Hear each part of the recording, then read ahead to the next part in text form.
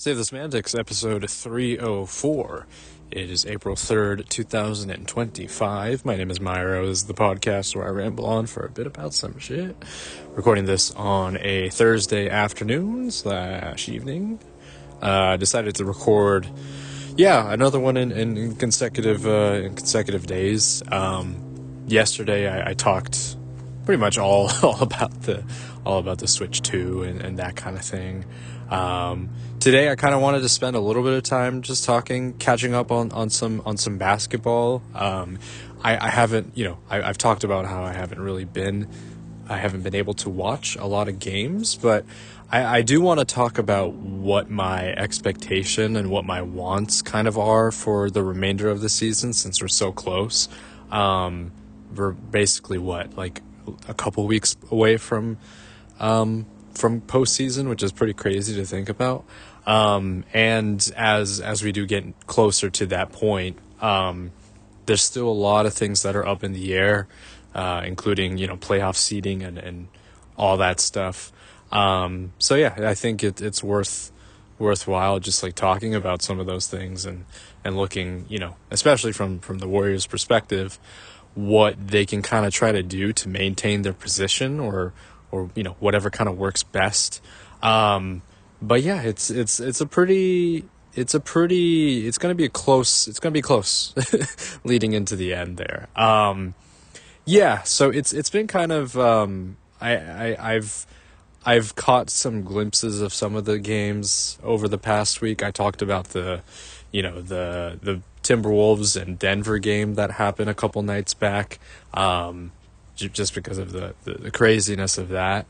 Outside of that, I haven't really been able to watch too much, but tonight the Warriors are playing the Lakers, which does have some implications for sure. Every game has some level of just, some level of value to it, obviously, because every single game counts leading into, the postseason and playoff positioning and all that stuff. But it'll be the first time I think the Warriors will be playing the Lakers this season with Luka, and their kind of reconstructed roster.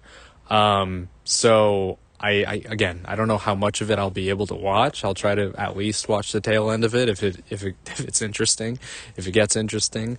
I haven't really been watching a ton of, I've really just tried to concentrate on watching the Warriors, but to be honest, I haven't really watched a lot of the Lakers. I don't really, it's not that, I don't really want to watch the Lakers, but, of course there's some like interest in seeing how LeBron and Luka kind of work together and stuff, but yeah, I just haven't really haven't really kind of got back to checking them out necessarily, you know what I mean? Part of me is kind of, somewhat interested in seeing what that looks like and how the Warriors sort of deal with that. I do think that there are ways that the Warriors can kind of cover those positions. The Lakers do have technically a bigger team than we do, even though they don't have a true center. Outside of like an Alex Len, who's not very good. I don't even think they're really playing him all that much. It's going to be kind of an interesting matchup of sorts. And I am curious to kind of see how that goes. Obviously I want to see the Warriors win. That's really, obviously that's the main outcome that I truly care about. And it would be good to get this one, absolutely. It will also, this is like a potential matchup, right? Based on the standings right now, if I just check, the Warriors are currently 5th, with Denver in 4th, which is, I don't know how I feel about that matchup in particular. I think if I were the Warriors, I would rather face off the Lakers than the Nuggets and Jokic. We just don't seem to match up very well against them. So I do think that this actually is kind of an important game, all things considered. and if the Warriors win, the Lakers will then drop to fourth, which then sort of puts us in that matchup against them. So that's something. But yeah, if we're looking at the rest of the standings right now, we got Minnesota in sixth, the Clippers in seventh, and Memphis in eighth, with a pretty big degree of separation between them and Dallas. But Minnesota, the Clippers, and Memphis are all tied at. They have the same record, but Minnesota has like the tiebreak over the other two teams. So that's gonna be quite the chase there. And the Warriors are only half a game up on Minnesota. So it's just, yeah, I mean, it is going to be important. Every game is going to be important moving forward. So it is like interesting kind of looking at that play-in positioning for the Western Conference. Of course, it matters, with the Warriors in the mix there, if they can create a little bit of separation, and if they can kind of get into, because they're 2 games back of the Nuggets and the Lakers. I don't know how, I don't know if they're going to be able to catch with either of those. If we're able to get into a 4th seed position, I will be very happy. You know what I mean? I think in that scenario, maybe I'll be like, okay, maybe I would be okay with taking on Denver. But yeah, I mean, right now it's looking like it's either going to be the Lakers or Denver. If we were to be like in a 5th or 6th seed, ideally, right? And hopefully don't fall into the play-in. But yeah, I mean, it'll be a bit tough because there's not a lot of games remaining. We really wouldn't need like Denver to lose out on like the majority of their games remaining, and then for the Warriors to just win the rest of the games, I feel is probably going to kind of split up that difference. But yeah, if we're somehow able to get to like a home, if we're able to host, listen, if we can get up, we could still get up to like 3. We could still get up to 3rd seed. So that's still kind of in play. There's still, I think there's enough separation between Houston and the Lakers. It looks like Houston has pretty much locked up the 2nd seed. So, but 3 through 8 is still wide open, which is pretty crazy. So yeah, it's gonna come down to pretty much the end of the season. If we look at the Eastern Conference standings, it looks like things are pretty solidified for like the top 4 with Cleveland, Boston, New York, and Indiana. There's now a bit of a degree of separation between the Pacers and the Pistons. The Pistons are in 5th. The Bucks are a half game behind of the Pistons. So 5 and 6 are still kind of, a little interchangeable between those two. I do think this might be something worth talking about in terms of like potential playoff matchups. So I'm going to hold that thought there and get back to it. If we look at the play-in situation for the Eastern Conference, you got Orlando, Atlanta, Miami, and Chicago. That also is not like 100% like solidified. I would say Orlando probably has the best shot in staying in like the 7-8 range, because they are half a game up on Atlanta and a game and a half up on Miami, right? But there is like a game break in between the rest of those teams there. So it's that also could be kind of interesting. Orlando has been playing decently, considering just pretty rough their season has been this year with their injuries and just kind of these stretches where they've had some pretty bad losses. But now it seems like they're kind of getting back into a groove, which I think is good leading into the postseason. If I were them, I think I would be probably pretty happy with a 7-8 matchup. I think that I don't think they're going to win against either Cleveland or Boston, but if they can kind of bring that level of physicality that they're known for, they could potentially make it into a series, right? They played well against Cleveland last year. That was just like a true dogfight.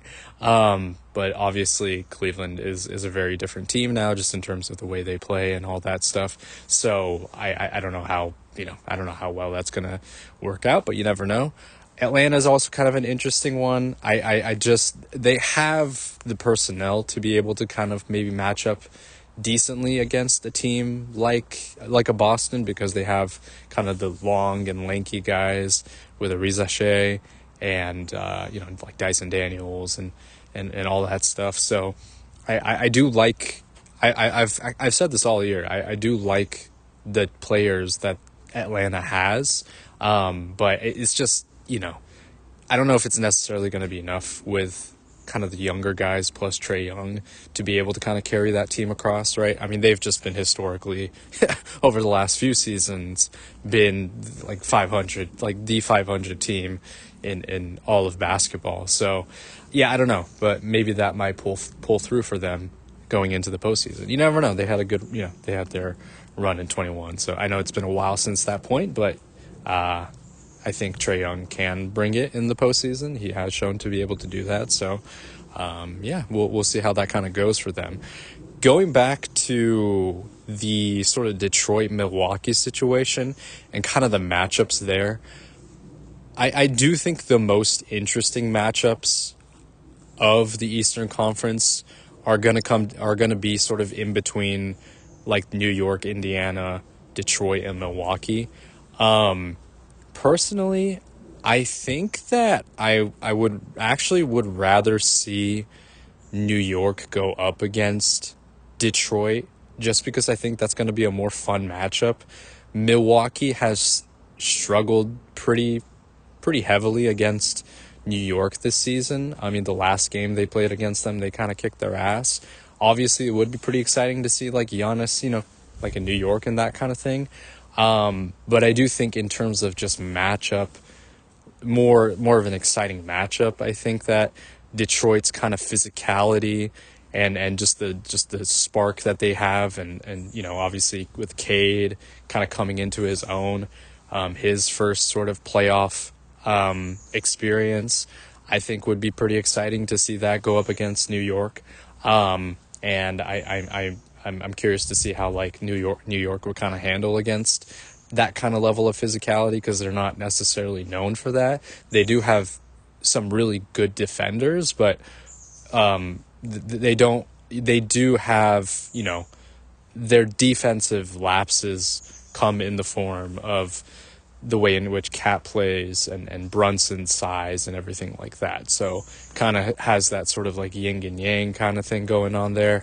And I think that Detroit does kind of match up fairly well against that sort of lineup. You know what I mean? I don't know if there's anyone that can necessarily like stop Towns or anything like that. Like, I don't, Isaiah Stewart is a good defender, but I don't know. He might be able to do a good job against Towns. Who knows? But I don't know if you'll be able to completely shut that off. But yeah, I think that there are ways that they can make it difficult and a more of a difficult series against the Knicks. So I kind of want to see that.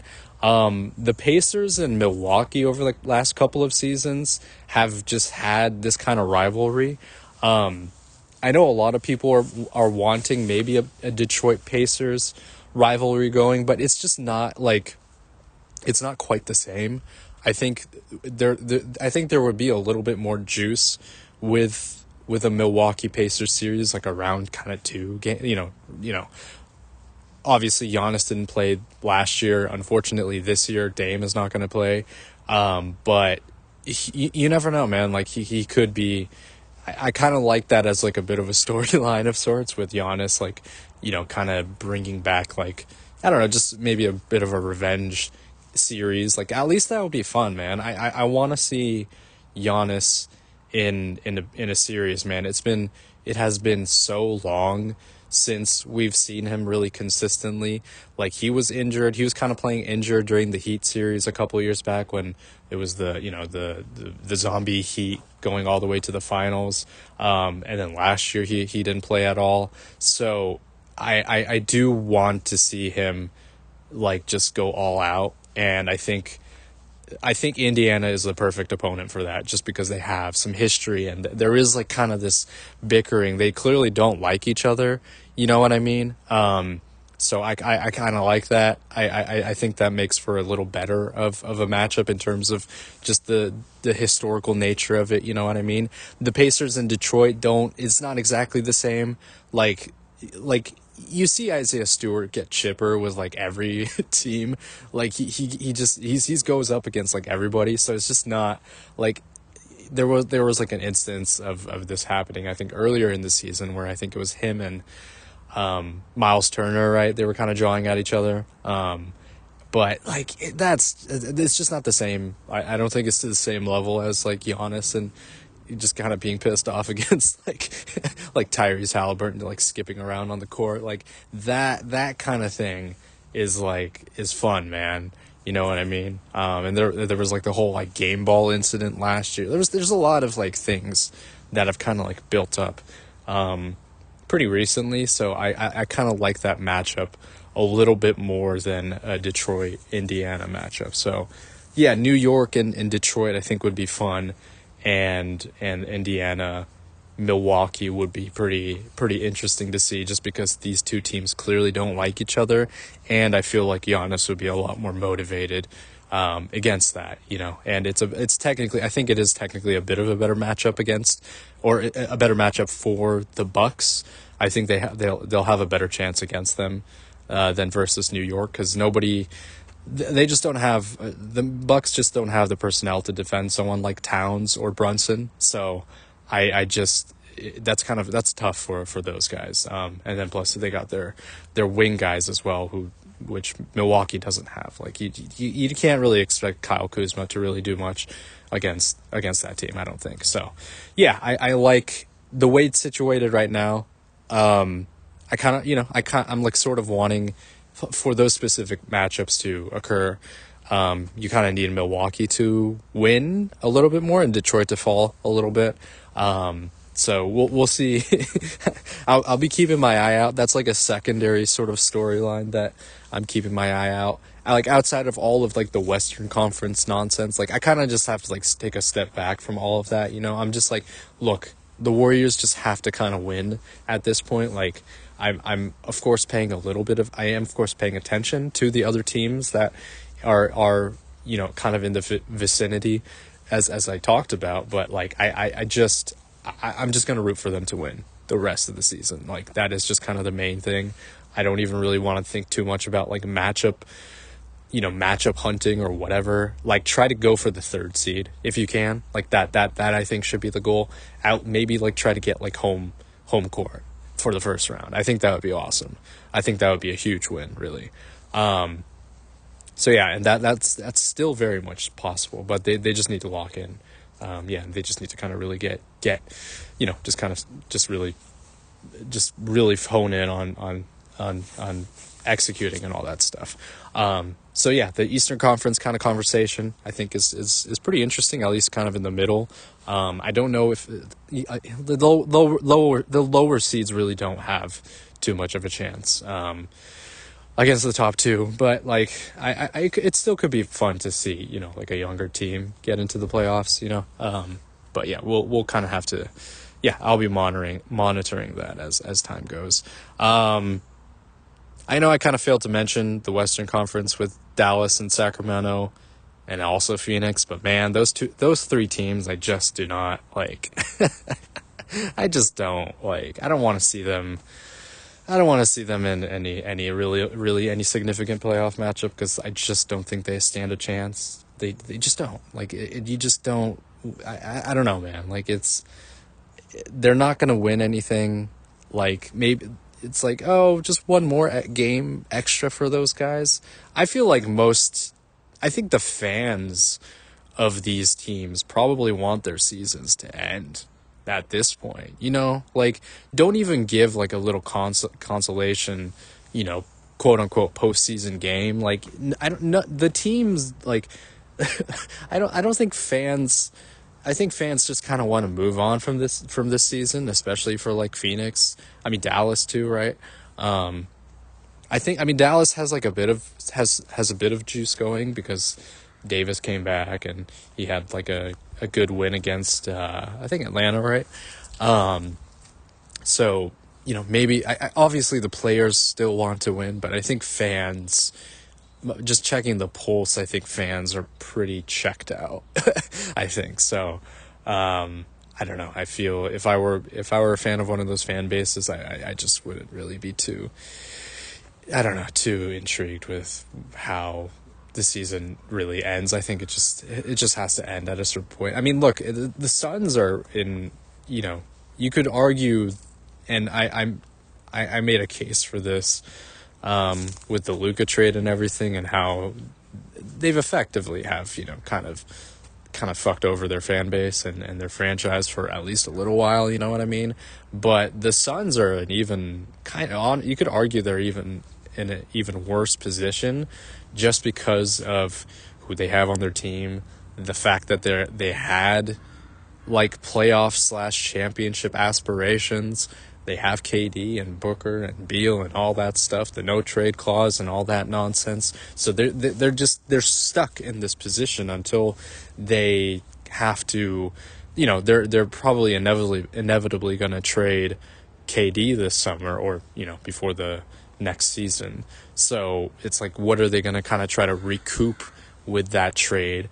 Also, Beal is still on your is still on your books, and he is taking a massive chunk out of it. And just based on everything that's been said, like he has no intention of waiving that. So that just completely screws you over. It's probably got to be the worst, and they don't own their draft pick either.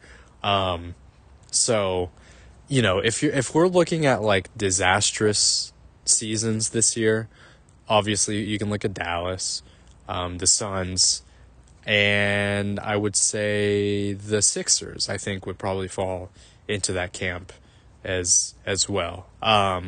Right. But here's the thing.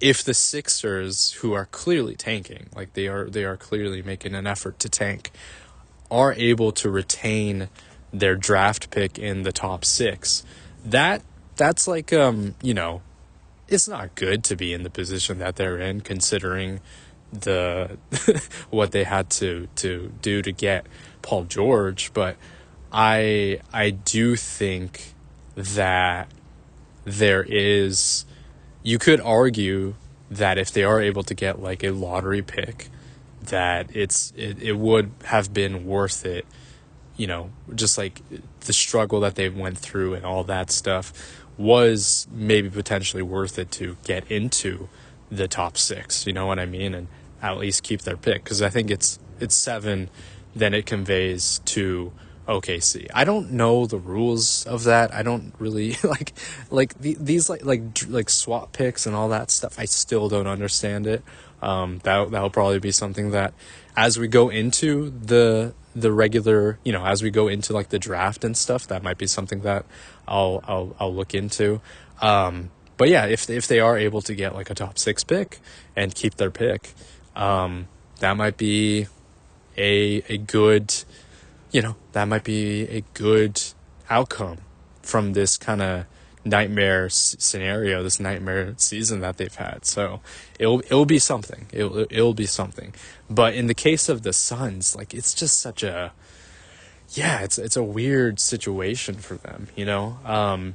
They just don't have like that, like what is the direction gonna be?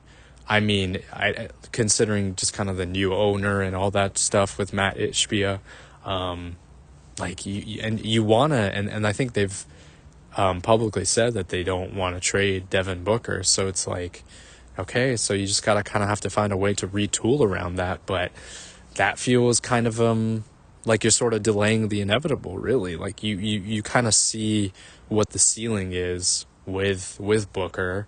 He is a really good player, but he's not the guy to kind of help elevate the team. He is not kind of the number one guy, like with the team with KD. KD is still the best player, even at his age. He is clearly just the number one option. So it's kind of hard to really, I don't know. I don't know what a team, they had success, obviously, a few years back with Chris Paul and Mikal Bridges and Ayton and all that stuff. But that was a very complete team.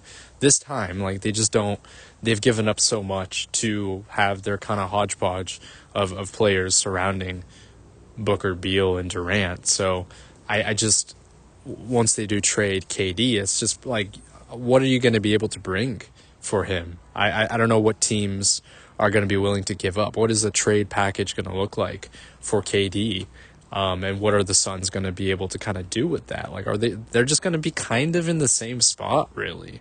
Honestly, they'll probably be a worse team, really, right? I don't know, because you're not going to get someone better than KD from a KD trade. So it's like they're just going to be continue to kind of be in that middling area, or even worse than that, So I don't know. It's kind of a tough spot to be in. And honestly, like, while we're kind of at it in sort of that play-in mix, Sacramento is also kind of in a weird spot as well, because they are clearly not good enough to get into, top, top 8 range.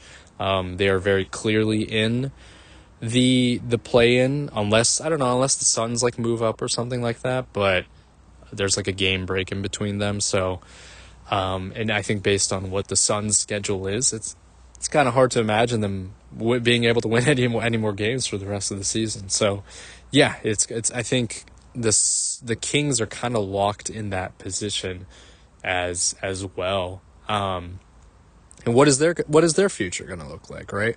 I kind of liked what they were able to do at the trade deadline with Fox and everything. It just is like, unfortunately, it's one of those like situations where the kind of similar to the Bulls, really, where it's like the players, you like the players individually in some ways. I like DeMar. I've always liked him, but he's just not, like, historically, he's just not someone that raises your ceiling as the main guy. Like, we know that in Toronto, like San Antonio too. Like, he's not someone that's going to elevate the team. LaVine is fun to watch sometimes, but he's just not a good defensive player.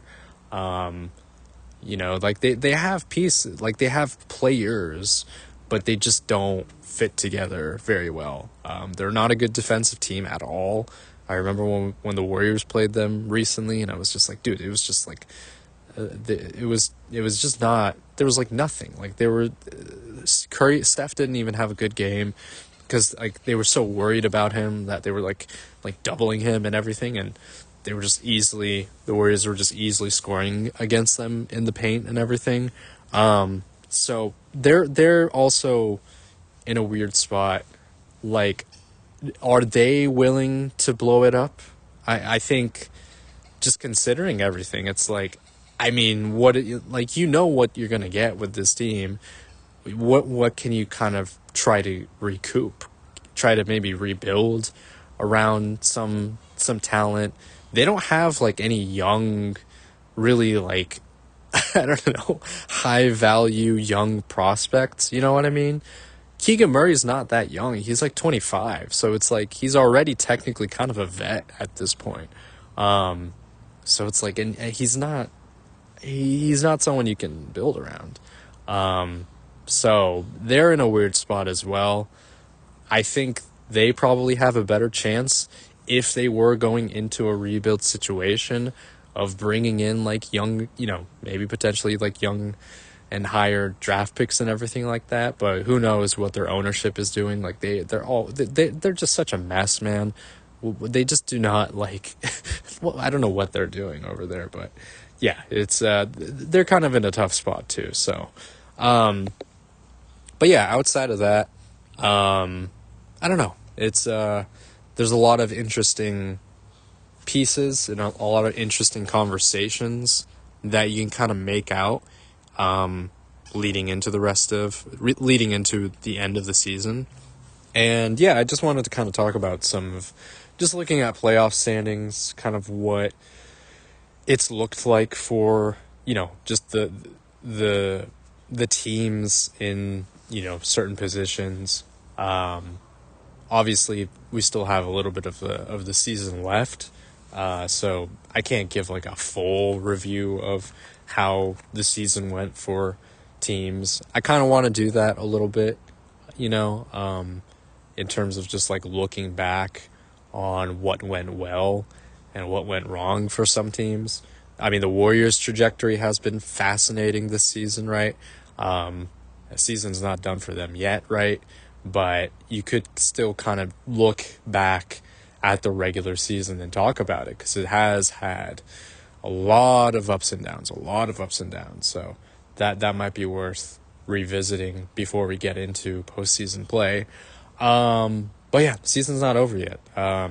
And if I'm able to watch anything over the course of the next few days, this weekend, whatever, I do want to talk about those things if I'm able to catch anything, because I do think that there is quite a lot to dissect and everything. I kind of want to talk again. I kind of want to check in again tomorrow just to sort of do another just sort of recap of things, and just more of an extended conversation about the state of the league and everything. Maybe I'll talk some college hoops too, because we're getting into the Final Four as well. So maybe I'll talk a little bit about how things stand. Monday is going to be the national championship, so that might be something, right? What's really interesting there, I'll leave it off at this for today.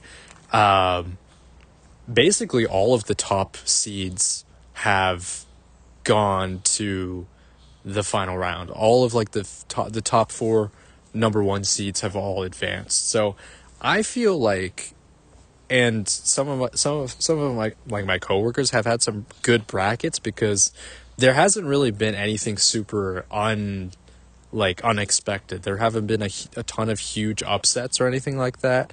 No 16 seed defeating the 1 seed or anything like that.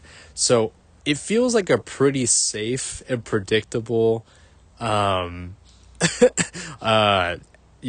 Madness season, which is pretty, I don't know. I don't know how common it is, but yeah, like you clearly have just the best teams going and facing off against each other in the Final Four and going into the championship. So yeah, it's is this something that's common with college basketball? Because I feel like sometimes, of course you're gonna have good teams, but I also feel like sometimes you get instances of a lower seed kind of going into the mix there. But I don't know. I don't really pay a ton of attention to the college scene and everything. But yeah, maybe that is something that I'll be talking about, which I'll talk about either tomorrow or this weekend, just a little catch up. But yeah, just wanted to come on and talk a little bit more hoops since I feel I've been kind of craving that a little bit. So, but yeah, that's it. That's gonna be it for now. And yeah, I'll catch up soon. All right, recording this on Friday, April 4th. Decided to record once again because I think I have some stuff that I want to talk about, catch up on, all that good stuff. Leading into this weekend. So correction on my end from what I said yesterday. The Final Four games are actually going to be on Saturday instead of today.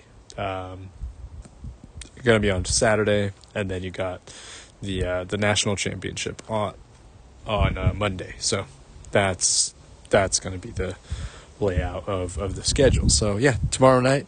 I think I will check those out if there aren't really any other games going on. I think there are some games though. Let me see, because let me take a look. well, I can't really view it right now, but yeah, depending on what's on tomorrow, I'll see if I check it out. But yeah, I think I'm leaning towards it because I do want to see, because it is gonna get, you are gonna get like the best teams in the college basketball space. You know what I mean? At least for the men's side. So I think at least you can get some quality games as well. Also, you get to have like a good look at Cooper Flagg. I've seen highlights from him, and he does look great. It does seem that he is kind of really leading the, just the leading kind of the look of a first round pick. And yeah, I mean, yeah, just considering his age and everything, it does make sense. But I haven't really had a chance to watch him play live necessarily, so I think this might be getting a good sense of that. You know what I mean? And then leading into the draft, and that might be a whole conversation as well, as I've talked about. So yeah, I think it might actually be worthwhile to watch that. I'm happy that it's Friday. This week in general has felt very, very weird. You know what I mean? Because it's like on top of the things that I've talked about, we got some real world shit going on. That hasn't been the best. So that's been kind of this sort of dark cloud that's been just hovering over everything, and that has unfortunately seeped into the things that I do enjoy talking about, particularly gaming and all that stuff. So it's unfortunate. That's just kind of the reality of things. I don't, it's like you don't really want to, like, I don't enjoy getting into that conversation. Of course, I've talked about, things before in the past, but I have primarily wanted to concentrate on just using this and, just kind of having this platform, having this podcast as a way to just talk about the things that I enjoy and stuff. But it's hard to avoid. It's really hard to avoid those things. So yeah, unfortunately, just like a quick update, and I don't know if anything has changed since like today, but yeah, the pre-orders for the Switch have been delayed for at least the US, due to tariffs, basically. So that's, I mean, listen, I like, for personal reasons, like, okay, I wasn't planning on getting the thing at launch, but yeah, I mean, this sort of kind of solidifies it, because the expectation, I think, is that there is like the potential that the price could be even raised even more. That's like a whole nother conversation of how, regardless of how like Nintendo has been handling it, which hasn't been the best, and their communication hasn't really been the best. Like, it is a lot of their actions have been a result of the actual, real life things that have been happening.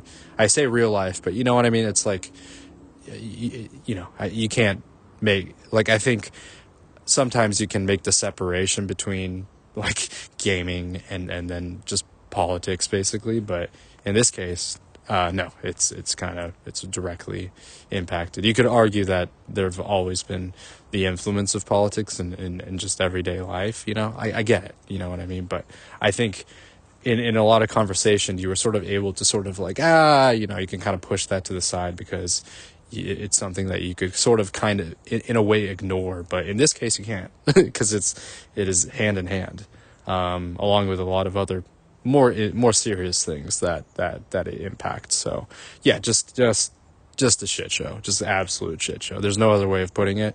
It's a dumpster fire. It's a heap of garbage, whatever you want to call it. It's not great. So unfortunately, our hobbies are also going to get affected by these decisions. So that's just kind of the reality of things, and you just kind of have to do the best that you can to navigate that. Last night I was finally able to sit down and watch like a decent chunk of basketball. Like I watched the Lakers Warriors game. I was able to watch a fairly good amount of that, like at least the second half I was able to watch. And yeah, it felt good. It felt good to finally, finally sit down and enjoy a game. It feels like it's been a while. I've only really like caught some clips here and there and some like portions of games, but yeah, it felt nice being able to like sit down and digest a game, and it was a good game too. Warriors had a pretty like, I don't want to say comfortable, but they had a convincing kind of lead for the majority of the game. It never really got to, it never got down to like the wire necessarily. Like, of course, they played it out, but they had a good enough cushion in between them and the Lakers to where it never felt like a real threat necessarily. Steph, Podziemski had one of the best games of his career. He was incredible.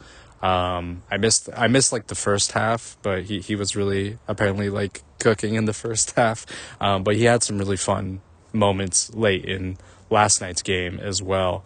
But yeah, and then just kind of this back and forth towards the end there where like Austin Reeves, it felt like he was hitting every three and it was like, all right, he's keeping it close, is anybody else going to turn it up? Is Doncic going to do anything? Is LeBron going to do anything? It was like the Austin Reeves show for like the last minute. And it didn't really, affect the result of the game. Warriors were able to kind of just keep steady and, get stops and Jimmy went to like the line to sort of, kind of put a stop to like the momentum and get some free throws in. So that was very helpful. But yeah, I mean, Pods had an awesome game. Steph had a great game as well. Like he's had just a really great string of games following the trade deadline and everything. I mean, we've seen like the 50-point game. He had the 52-point game against Memphis. He's had some other really just some pretty great outbursts in other games prior. So it feels like he's definitely just really re-energized, and this is the type of momentum. I keep saying momentum, but I do think it matters in a lot of instances leading into the playoffs. And it's tonight they're going to play against Denver, which is also going to be a huge game as well. I don't know what the direction is going to be. Like, I feel like it's pretty important to play this one, especially considering the implications with the standings and all that stuff. I was kind of joking with friends. Like, I was like, listen, man, just gun it for the third seed. Why not? And that kind of, listen, if they somehow get the third seed, they're now a contender in my eyes. Like they are now fully realized as a contender, because that fits the criteria, the statistic that I've been talking about for a minute. And again, it hasn't been broken yet where a 3 seed or any team below a 3 seed have not won a championship in like 20 plus years. And so look, man, if they put themselves into that category, they kind of, in my eyes, they sort of assert themselves as a contender. When they won in 2022, they were the 3rd seed. So it's like, I know it's not, it's a little, you know what I mean? It's more so, I understand like the 3rd seed thing more being reflective of just the top talent and the best teams in the league just winning the championship because they are the best teams in the league. But listen, man, like there is like this kind of qualifying barrier there where it is like 3rd seed or above and you are kind of a contender. So yeah, I kind of look at it that way. The top 3 seeds in both conferences are contenders in a way. Like you could argue the Knicks are not there, and I totally get that. I don't really see them in that category, but you never know. So if we do get the 3rd seed, I will be very happy. Regardless of that, I'm happy already. Just the result of the transition going from the trade deadline and all that stuff. I've already talked about that, but especially last night was a very I felt very, I don't know, I felt kind of in a way, I don't know if relief is the right word, but I felt comforted in a way watching the way they played.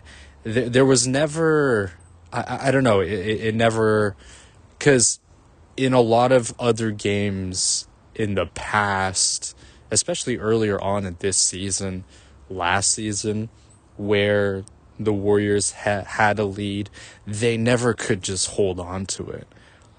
They always they just it was always just let go, and this felt like a very convincing kind of performance where they very much held on to that 10-ish point lead for the majority of the game, and it never really wavered. So I was like, even with like Reeves going off for like the last couple of minutes or so, like it never. I don't know that for some reason Luka or LeBron, they didn't really contribute to that, and I mean that was probably the biggest factor in them not pulling it off, because their best players didn't come out at the end there. LeBron did have a great game, but they just didn't like do too much there with him. Luka also just didn't have a great game as well. Draymond had a moment at the very end which basically sealed the game, where he had this defensive just kind of strip of the ball from Luka. I mean, that just kind of sealed the deal.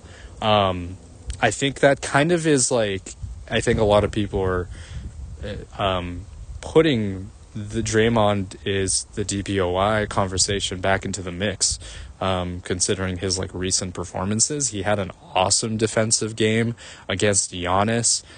He's had some really good defensive performances just overall in the last like few weeks or so.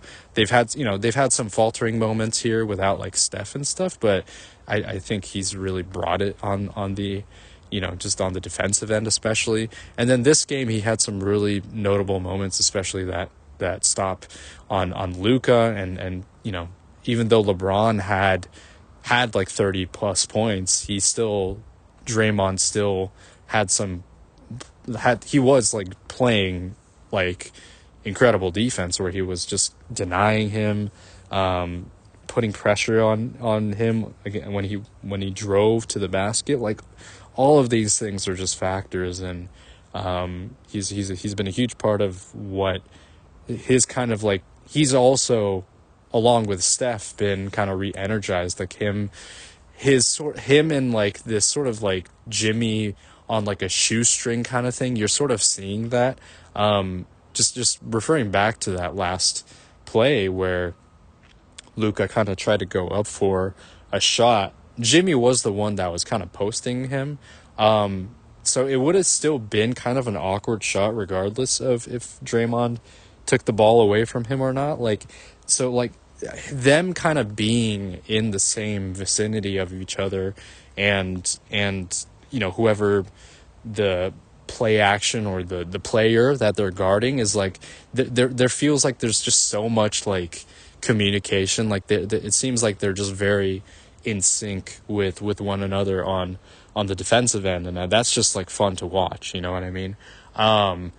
Jimmy still has been kind of struggling offensively. I think it feels like he's sort of hesitant to do anything. Like he's very much deferring to others, which I think has been good to develop like, confidence within players like Podziemski and Kuminga and stuff like that. I do hope, and I expect that he is gonna come, he's gonna try to assert himself more when needed. I just think it just hasn't necessarily been, he hasn't had to do that right now. Like he's just not playing at like 100% capacity, which I think he will elevate that once we get into the postseason. So that's it. That's like my only sort of maybe minor gripe of his performance. Hasn't been like the most, I don't know, it just hasn't been like oh, this is Jimmy Buckets, you know what I mean? But I do think his presence and what he has been able to kind of bring to the table in terms of a type of energy and a type of just sort of different character to this team has been huge. Absolutely. I just hope that we can kind of see a sort of game that gives me a little bit of confidence that he has, he's able to kind of bring that, you know what I mean? If he just hasn't necessarily had to because of the level of play that other players have been able to bring. But yeah, if others are struggling, if Steph is struggling, hopefully he has kind of that gear to bring it, the same way that he did when he was with the Heat. I do believe that he can absolutely do that. I think we just have to wait to see. Yeah, but it was good, man. It was good to watch some basketball for it's felt like a long time. Like again, I've seen bits and pieces here and there, but to really like sit down and watch, a game, it was good. It was fun. So I anticipate to kind of watch more games tonight. Obviously the Nuggets game is coming up. So looking forward to that. I am curious about how they're going to approach. I haven't looked up, the injury report, the rest report, whatever you want to call it, to see if they're going to boot it. Because I don't know, I know it's tough, but yeah, I do think that they should play. I mean, just considering everything, it's just, as I've been saying, and it's probably annoying at this point, every single game matters from this point on. And I do think that playoff positioning will matter. I don't want to be in the play-in. I don't think any of the teams that are currently 6 through 8 or whatever want to be in the play-in. I think everybody wants to get out. Sure, if you are a team that's in the 7-8 range, maybe you could argue that it's more favorable to want to play a team like Houston or whatever. But it's dude, you still got to play a game, at least one game for elimination, or one game and then another game for elimination. I just don't really, I don't think if you are in that position, you don't really want to put yourself in that position. So teams are going to want to, other teams are going to try to win. That's just kind of the gist of it. Every team is playing for something that's in that range. 3 through 8. All teams are playing for something right now. Every single game matters for all of those teams. So, yeah, it's gonna be something, man. If we do pull this game off tonight against Denver, I will be very happy. I think that's gonna bump us. I don't know if that bumps us up necessarily, but it does. It does sort of. We do gain a game ahead. I don't know if that I haven't looked at the standings and done the math or whatever, but I think that gets us closer to potentially being a 4 seed, which I still think would be great. I think home court advantage in the first round would be awesome, and I would consider that a huge win. I do think going for third would be the best, just because of my own whatever analytics, whatever you want to call it that. But I think that getting home court in the first round would be awesome, regardless. So yeah, it's gonna be something. I haven't really, I haven't really watched a ton of other games and other teams, but I am curious about what the landscape is going to look like for just the Eastern Conference. I know I did kind of a little bit of a deeper dive recently regarding them, yesterday really, but I think that there are some interesting matchups. I talked about the ones that are kind of in the middle range, right, with the Knicks, the Pacers, the Bucks, and the Pistons, right? That's pretty interesting. But I think you could make an argument that a team like Orlando, who's actually kind of coming back into their own, might be a bit of a tougher matchup for a team like the Cavaliers, right? And even in the 7, the 2-7, I think Boston kind of handles whoever is going to come out of that pretty handedly. But it still could be like an interesting series. So there might be something there to look at, you know what I mean? I like looking at the East because of just like, I don't it's really hard to like expect too much from anybody, but you never know. You might get a surprise.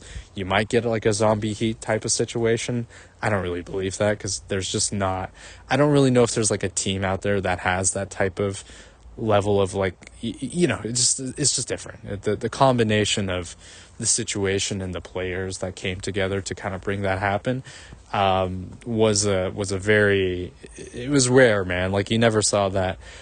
And I do wish like it was fun to watch that Heat run, like I'm not a fan of the Heat by any means, but it's just like you gotta like give them some props for what they were able to do in 2023. It was just unfortunate that like the end result was just not as interesting with going up against Denver and Jokic and all that. Like they just did not have an answer for Jokic. And then on top of that, you had the supporting cast for Denver step up with like a Bruce Brown, Aaron Gordon, all that stuff. So it just didn't result in what you wanted, but it was still like a fun, game to kind of watch. Or fun, just a fun run to witness. But I don't know. I don't really expect. There's no team that I can really see now that is sort of a Cinderella run type team. No team in the Western Conference you can even really consider to be like a Cinderella because they're all so close in standings. And I just don't expect whoever's facing up against the Thunder, I just do not expect any of them to really put up too much of a fight. So in terms of like upsets, like I just don't really anticipate any of that happening. It might kind of be a similar situation to what it is with, the men's college, the college tournament, right? Where every single, top seed came out of their bracket. So I don't know, but you never know. It's just, I think the top 3 teams are so strong that it's a little hard to envision who's going to kind of come out of that mix, like who outside of those 3, who's going to come out of that mix. I think the West is obviously a lot more open in terms of 2 through 8, right? Whoever in that range is going to be in the conference finals, but the East is a lot more expected. But I do want to see some upsets, you know what I mean? I do want to see a little something a little unexpected, I think. I think I remember last year's first round matchups. I think the best moment of last year's playoffs were either the first round matchups or the series or game 7 of the Timberwolves and the Nuggets. Outside of that, conference finals were kind of a wash. I didn't really watch too much of that. Finals I didn't even watch at all. So I'm hoping that this upcoming playoffs are going to be a little bit more exciting. And we get, I don't know, I think we'll get some good matchups though. I do think we'll get some more interesting matchups versus last year. First round last year that I think were the most exciting playoff series last year with the Knicks and the Sixers because of just the crazy games that have happened and the endings. That was pretty memorable. So I'm hoping that we can kind of get something similar like that with other series as well. Something a bit more competitive. Give us a little more juice, you know what I mean? Which is why I do really want and hope that we do get like the Knicks Pistons matchup and then the Pacers Bucks matchup, because I think those are pretty favorable for, those could be fun either way. But yeah, I know it's a little early to talk playoffs because nothing's been solidified yet. We don't know the full standings. We don't know the final standings yet. But it is fun to kind of like speculate and sort of think about what would be some fun matchups here and there. But yeah, I'm kind of fully sort of, back in terms of, wanting to really stay up to date on what's going on in the NBA. And again, I think I do want to check out the Final Four this weekend. So yeah, we got some good basketball coming up, and there's still some fun matchups here and there as well. Even with the teams that aren't the best, the developing teams / the tanking teams, like there is still something there. I think there is still there's still something that you can kind of take away, whether it's rookie development and stuff like that. I know I recently I think I touched upon like Washington and sort of their development. Bub Carrington of the rookies, I kind of had like stock in him, not like actual stock, but you know what I mean. Like I was looking at him, like I could see him. I kind of like him. He had like some nice performances in summer league. I was like, ooh, that looks like a fun player. And I've been sort of following, and he had kind of like a career night recently in a loss still, but like I think the flashes that you're getting from certain rookies and that kind of thing, I think it can be exciting. So shout out to Bub. I like that performance. I'm glad that it kind of I'm glad that he sort of turned it up towards the end here. And excited to see how that kind of translate going into next year. Yeah, the Wizards kind of rebuild situation is pretty interesting, right? If they are able to like manage to get like a Cooper Flag, I think that could be really a real conversation there. You know what I mean? So yeah, I don't know. I liked what I saw there. I'm hoping that they have kind of like a nice little core going on there with like a Sarr, a Koulibaly. Keyshawn George has looked pretty good as well. So I mean they're super young too. You know what I mean? Yeah, like as I mentioned, like Bub Carrington, he's only 19. Sarr, I think, is still 19. Like they got just like so many young players. So I think that could be something, and that could be something to kind of keep my eye out on. Anyways, yeah, just wanted to talk some hoops, talk some more hoops, because I've been really dying to despite some limited watch time. Been really wanting to talk some more game. But yeah, I'll try to record. Maybe I'll record something later this weekend. I'll see, depending on if anything exciting happens tonight or tomorrow night, whatever. But yeah. That's going to do it for now. This has been Save the Semantics, signing off.